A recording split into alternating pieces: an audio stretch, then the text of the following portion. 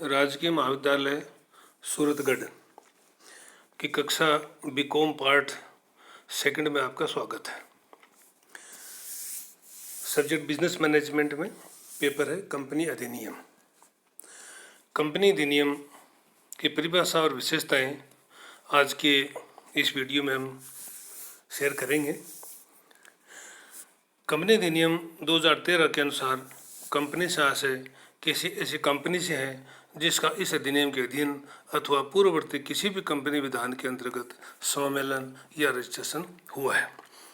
तो इस अधिनियम का मतलब ये है कि 2013 अधिनियम या इससे पूर्व का अभिप्राय ये है कि कंपनी अधिनियम 1956 भी था, उसके अंतर्गत भी कंपनियों का रजिस्ट्रेशन हुआ है। इससे पूर्व में भी स्वतंत्रता से पूर्व जो ब्रिटिश शासन था उनमें भी 1947 से पहले कोई भी अधिनियम था या ब्रिटिश शाही आज्ञा द्वारा स्थापित कंपनियां होती थी। इसलिए इसमें यह कहा गया है इस अधिनियम के अंतर्गत या इससे पूर्व के किसी भी अधिनियम के अंतर्गत। तो इसमें मुख्य रूप से बताया गया है कि कंपनी एक ऐसा संगठन या संस्था है जो वर्तमान कंपनी अधिनियम अथवा पूर्ववर्ती किसी भी कंपनी विधान के अधीन सम्मिलित है। कानून की दृष्टि से कंपनी एक कृत्रिम व्यक्ति है या अदर से अमूर्त व्यक्ति है जिसका इसके निर्माण करने वाले व्यक्ति अथवा व्यक्तियों से पृथक वैधानिक अस्तित्व होता है। इसको अविच्छिन्न उत्तराधिकार है। इसकी पूंजी अंतरण योग्य अंशों में विभक्त होती है तथा अंशधारी इसका सदस्य होता है अथवा सभी अंशधारी इसके सदस्य होते हैं। इसको अधिक विस्तार से हम यूँ समझें कि साझेदारी अधिनियम के अंतर्गत जिस प्रकार से साझेदारी व्यवसाय करने वाले व्यक्ति साझेदारी अधिनियम 1932 के अंतर्गत अपना रजिस्ट्रेशन या सम्मेलन करते हैं, उसी प्रकार से कंपनी का व्यवसाय करने के लिए सभी सदस्यों को कंपनी अधिनियम 2013 या इससे पूर्व किसी भी अधिनियम के अंतर्गत इसका रजिस्ट्रेशन करवाना आवश्यक होता है। इसकी विशेषताओं के रूप में देखें तो कंपनी एक समामेलित संस्था है। समामेलित संस्था अर्थात एक रजिस्टर्ड संस्था है और इसी के सदस्यों के द्वारा इसका रजिस्ट्रेशन करवाया जाता है। बिना रजिस्ट्रेशन के कोई भी कंपनी एक अवैध संघ के रूप में मानी जाएगी, कंपनी नहीं मानी जाएगी। कंपनी की कोई भी गतिविधियाँ अगर चालू रहेंगी बिना सम्मेलन के, बिना रजिस्ट्रेशन के, तो कोई भी सदस्य इस पर वाद प्रस्तुत नहीं कर सकेगा और कोई भी कंपनी अपने सदस्यों पर किसी भी अनियमितता की स्थिति में वाद प्रस्तुत नहीं कर सकेगी। दूसरी परिभाषा के रूप में इसमें बताया गया है कि व्यक्ति या व्यक्तियों द्वारा सम्मिलित अर्थात इसके प्रारंभिक जो सदस्य बनना चाहते हैं, जो प्रारंभिक सदस्य हैं, उन्हीं व्यक्तियों के द्वारा, उन्हीं सदस्यों के द्वारा इसका रजिस्ट्रेशन आवश्यक होता है। अभिदाता तीसरी विशेषता के रूप में इसमें माना गया है कि प्रत्येक कंपनी का सम्मेलन अभिदाता या अभिदाताओं द्वारा करवाया जाता है। एक व्यक्ति कंपनी की दशा में केवल एक ही अभिदाता होता है, जबकि किसी निजी कंपनी के लिए कम से कम 2 अभिदाता तक, किसी भी सार्वजनिक कंपनी के लिए कम से कम 7 अभिदाता होने अनिवार्य होते हैं। ये तो इसकी न्यूनतम शर्त होती है कि निजी कंपनी के लिए 2 अधिकतम और सार्वजनिक कंपनी के लिए 7। इससे पूर्व के अधिनियम में 1956 के अंतर्गत एक न्यूनतम अभिधान की भी शर्त होती थी कि कंपनी का न्यूनतम अभिधान प्राप्त होने पर ही कंपनी का सम्मेलन होगा, लेकिन कंपनी अधिनियम 2013 में इसको छूट दे दी गई है। सदस्यों की न्यूनतम संख्या के बारे में भी कंपनी की विशेषता में बताया गया है कि कंपनी के सीमा नियम पर हस्ताक्षर करने वाले अभिदाता ही कंपनी के प्रथम सदस्य होते हैं। फलतः प्रत्येक एक व्यक्ति की कंपनी में न्यूनतम एवं अधिकतम सदस्य 1 तक ही सीमित रहती है, किंतु किसी भी अन्य निजी कंपनी के लिए कम से कम 2 सदस्यों का होना अनिवार्य है, किंतु ऐसी निजी कंपनी में अधिकतम 200 सदस्य हो सकते हैं। प्रत्येक सार्वजनिक कंपनी के लिए न्यूनतम 7 सदस्यों का होना आवश्यक है, जबकि इससे सदस्यों की अधिकतम संख्या पर कोई प्रतिबंध नहीं है। अर्थात निजी कंपनी में तो अधिकतम सदस्य संख्या 200 हो सकती है, लेकिन सार्वजनिक कंपनी में कंपनी के द्वारा निर्मित किए गए अंशों की संख्या के आधार पर इनकी संख्या होती है। जितने अधिक कंपनियां अंश जारी करेगी उतनी इनकी सदस्य संख्या बढ़ती जाएगी। इसलिए अधिकतम सदस्य संख्या असीमित मानी गई है इसे कंपनी अधिनियम में। अगली विशेषता है विधान के अधीन निर्मित कृत्रिम व्यक्ति। इसको कंपनी को विधान के अधीन एक निर्मित कृत्रिम माना गया है। कृत्रिम व्यक्ति इसलिए कि इसका मूर्त रूप दिखाई नहीं देता, अमूर्त होता है, कागजों में होती है या अदृश्य होती है, इसलिए इसको कृत्रिम व्यक्ति माना गया है। कानून की दृष्टि में ही इसका अस्तित्व होता है, देखने में इसका अस्तित्व है, मूर्त रूप में इसका अस्तित्व नहीं माना गया है, जबकि ये व्यक्ति की तरह ही काम करती है, इसलिए इसको व्यक्ति माना गया है। एक व्यक्ति अपने नाम से संपत्ति खरीद सकता है, अपने नाम संपत्ति बेच सकता है। इसी प्रकार से कंपनी भी अपने नाम से संपत्ति क्रय कर सकती है, अपनी संपत्ति विक्रय कर सकती है। हाँ, हस्ताक्षर के लिए, क्रय विक्रय के लिए, पक्षकार के रूप में हस्ताक्षर करने के लिए कंपनी के सचिव को अधिकृत किया जाता है। वह सचिव अपने हस्ताक्षर से कंपनी की संपत्ति क्रय कर सकता है, विक्रय कर सकता है। इस आधार पर हम कह सकते हैं कि कंपनी एक कृत्रिम व्यक्ति है जो एक व्यक्ति की तरह काम करती है। अगली इसकी विशेषता के रूप में बताया गया है अविच्छिन्न उत्तराधिकार अर्थात स्थायी अस्तित्व। कंपनी का अस्तित्व स्थायी होता है।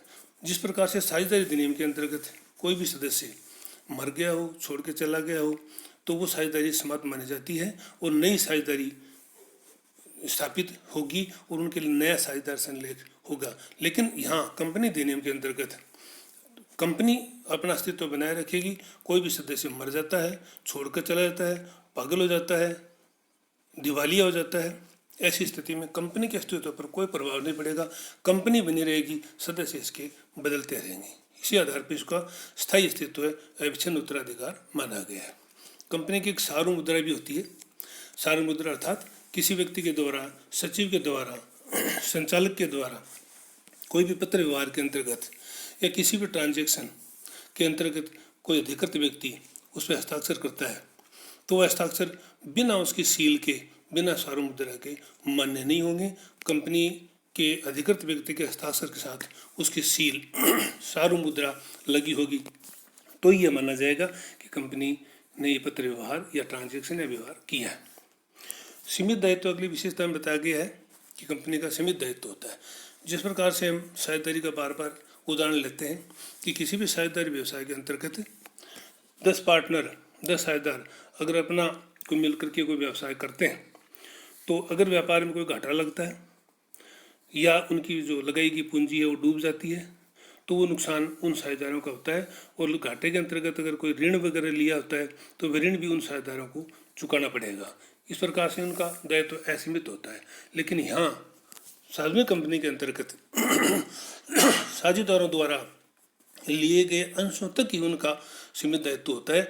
इसके अलावा कंपनी में चाहे कितना घाटा हो, कितने ऋण पत्रधारियों का पैसा डूबे, कितने अंशधारियों का पैसा डूबे, कितने लेनदारों का पैसा डूबे, इसमें कंपनी के सदस्य होते हैं वो उसके लिए उत्तरदायी नहीं माने जाएंगे, अर्थात उनका दायित्व सीमित ही होगा।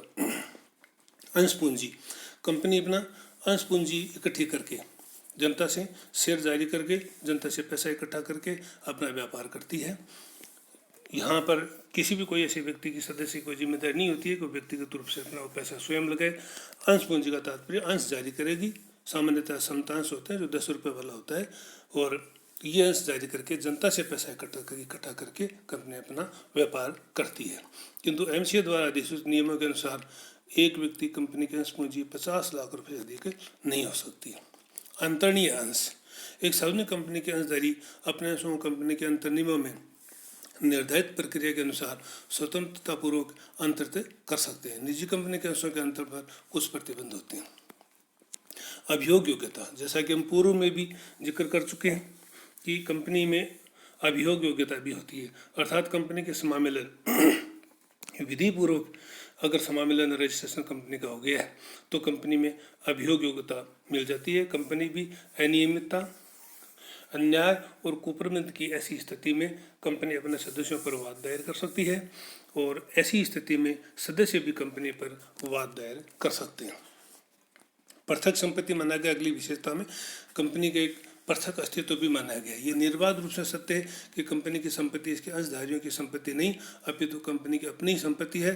कृत्रिम व्यक्ति होने के उपरांत भी कंपनी एक वास्तविक व्यक्ति है, अतः कंपनी अपने नाम से संपत्ति का क्रय विक्रय कर सकती है, उसे अपने नाम में रख सकती है, उसे बंधक रख सकती है, तो उसका उपयोग कर सकती है। अगली विशेषता के रूप में कंपनी में अनुबंध करने की क्षमता माना गया है कि कंपनी में जो भी इसके प्रारंभिक सदस्य होते हैं, कंपनी की स्थापना करते हैं, कंपनी की कल्पना करते हैं, निर्माण की, ऐसे व्यक्तियों में अनुबंध करने की क्षमता होनी चाहिए। कंपनी का अनुबंध करने की क्षमता उसके सीमा नियम की सीमाओं के भीतर ही होती है। सीमा नियम की सीमा के बाहर किया गया प्रत्येक अनुबंध कंपनी के अधिकारों के बाहर होता है। फलतः ऐसा अनुबंध वैध एवं परिवर्तनीय नहीं होता है। बहुमत द्वारा अभिशासन, ये भी इसकी विशेषता के रूप से प्रमुख रूप से बताया गया है कि कंपनी में एक लोकतांत्रिक सिस्टम होता है।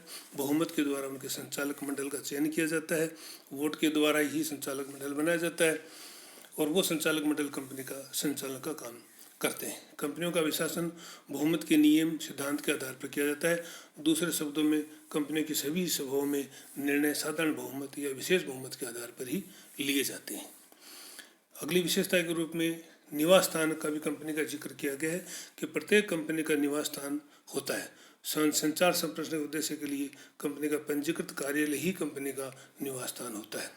राष्ट्रीयता के रूप में भी कंपनी का जिक्र किया गया है कि यद्यपि कंपनी निजी देश की किसी देश की नागरिक नहीं होती है, किंतु उसकी राष्ट्रीयता उसी देश की मानी जाती है जिस देश में उनका सम्मिलन होता है। आज के इस वीडियो में इस समापन है।